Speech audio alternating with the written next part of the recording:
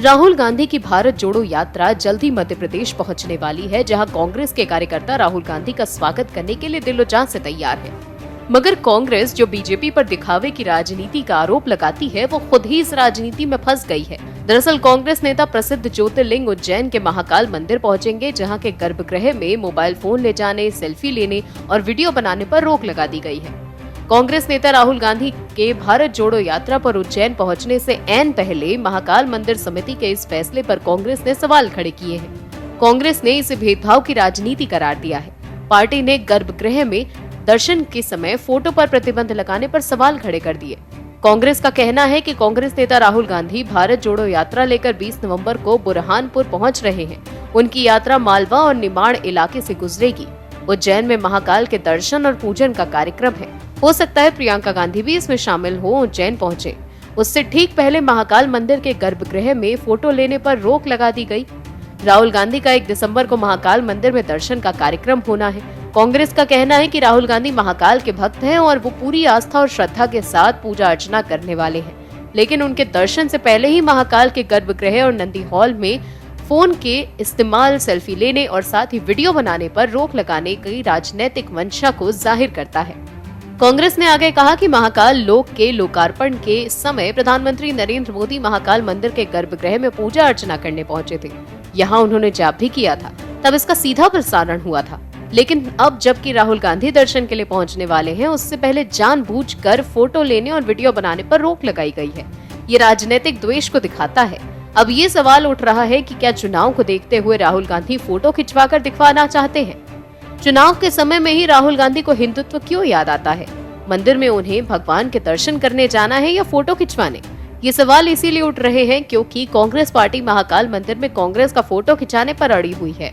दरअसल जिस दिन राहुल गांधी मंदिर जाने वाले हैं, उसी दिन यानी कि 1 दिसंबर को गुजरात में पहले चरण का मतदान है। ऐसे में सवाल उठ रहा है कि क्या गुजरात इलेक्शन की वजह से राहुल गांधी मंदिर में फोटो खिंचवाना चाहते हैं?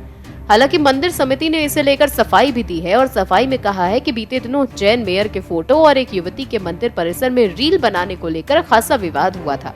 मंदिर के गर्भगृह से युवती के वीडियो जारी करने के बाद मचे बवाल पर मंदिर प्रबंधन ने गर्भगृह में फोटो लेने पर प्रतिबंध लगाया है। मंदिर प्रबंधन समिति का ये भी कहना है कि भक्त गर्भगृह में फोटो और वीडियो बनाने लगते हैं, इससे दर्शन में देर होती है। इसी वजह से मंदिर में दर्शन की व्यवस्था को भी बदल दिया गया है।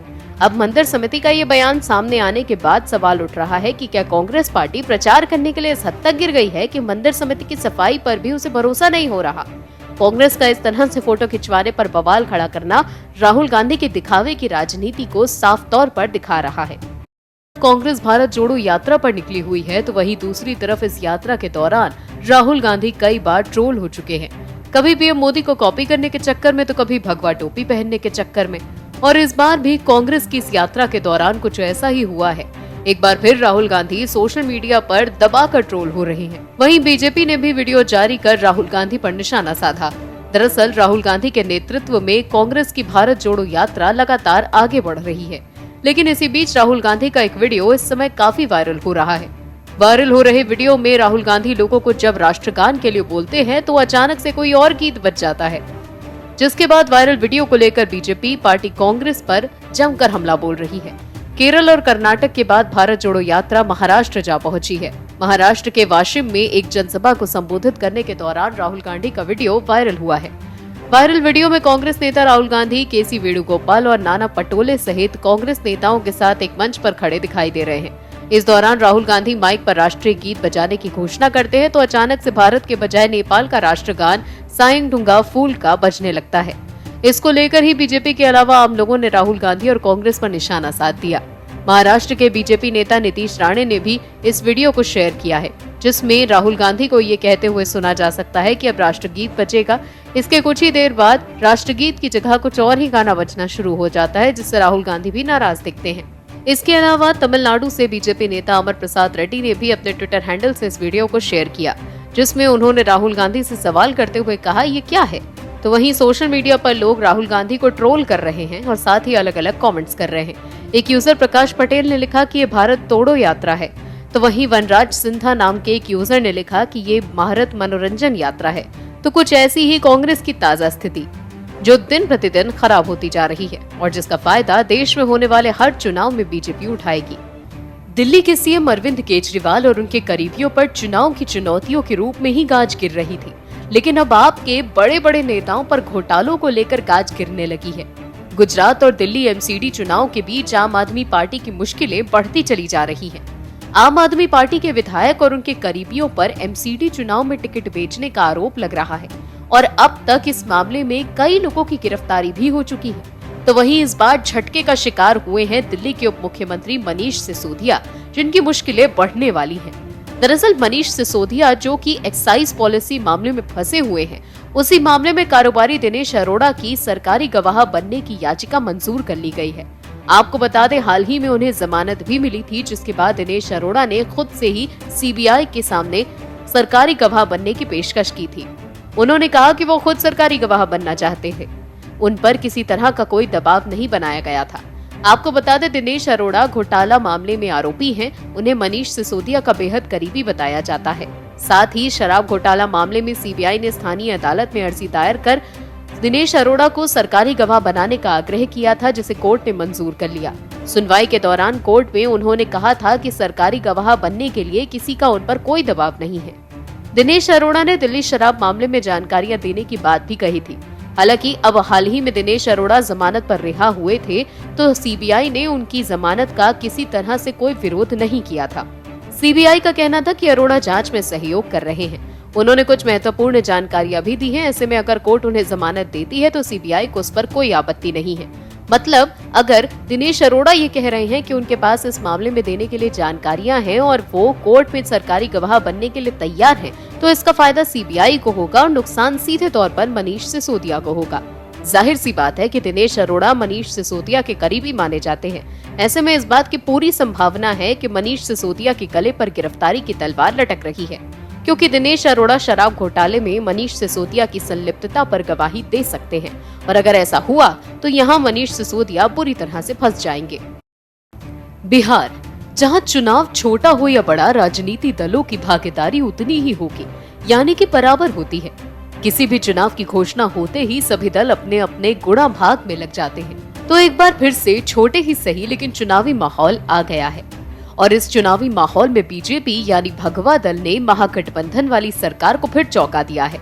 आपको बता दें, बिहार में कुढ़नी विधानसभा में उपचुनाव के लिए बीजेपी ने अपने उम्मीदवार के नाम की घोषणा कर दी है और बीजेपी ने केदार गुप्ता को उम्मीदवार बनाया है। बीजेपी ने नीतीश कुमार के खिलाफ जबरदस्त घेराबंदी की है।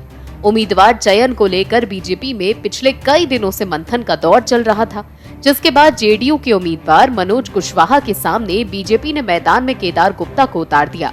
कुढ़नी विधानसभा चुनाव में बीजेपी के द्वारा केदार गुप्ता को उम्मीदवार बनाए जाने के पीछे की मुख्य वजह उनका जनाधार माना जा रहा है। दरअसल केदार गुप्ता 2020 के विधानसभा चुनाव में सिर्फ 712 वोट से राजद उम्मीदवार अनिल सहनी के हाथों चुनाव हारे थे।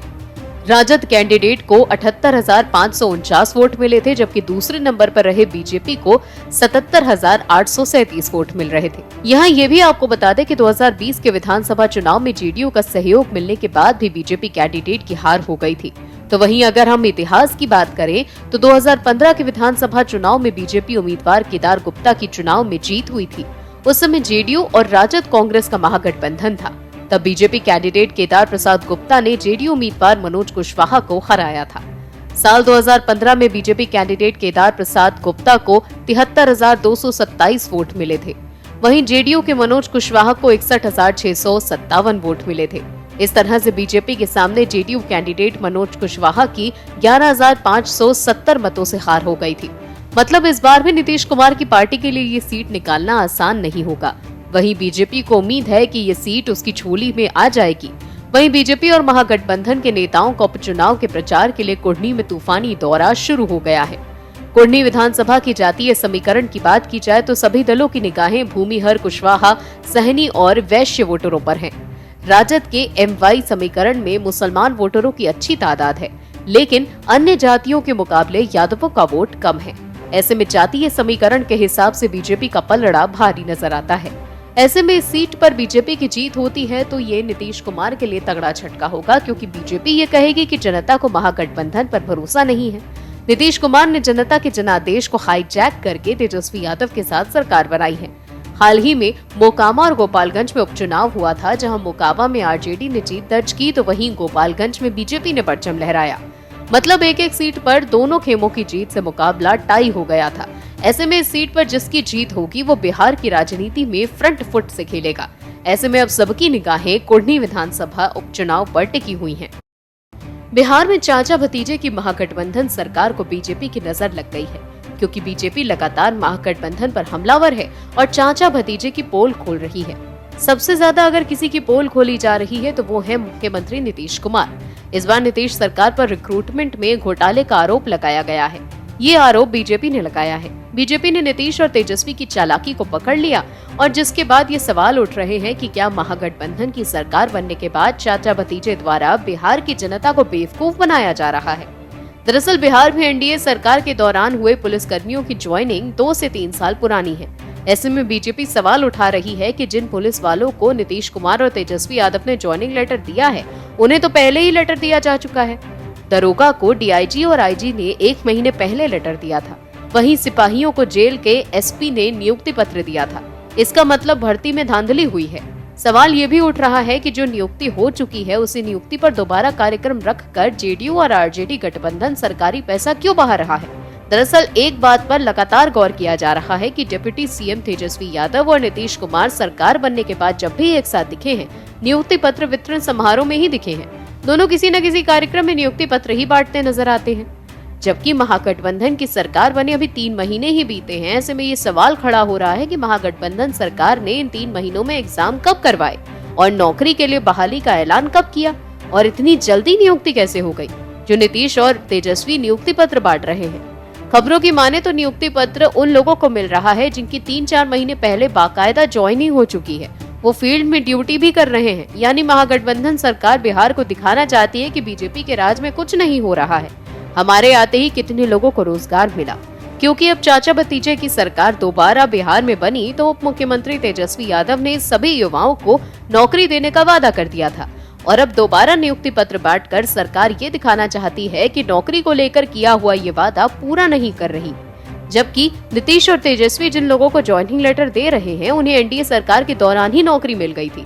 लेकिन महागठबंधन की सरकार दोबारा नियुक्ति पत्र देकर अपना चेहरा चमका रही है और इसके लिए सरकारी खजाने में लाखों रुपए खर्च किए जा रहे हैं। हालांकि बीजेपी ने घोटाले का आरोप लगाकर नीतीश और तेजस्वी की महागठबंधन वाली सरकार को मुश्किलों में लाकर खड़ा कर दिया है। अब इस मुश्किल घड़ी से नीतीश और तेजस्वी कैसे निजात पाएंगे, ये देखना दिलचस्प होगा। Bureau report, OMH news. और भी वीडियोस देखने के लिए चैनल को सब्सक्राइब करें और बेल आइकन को दबाएं।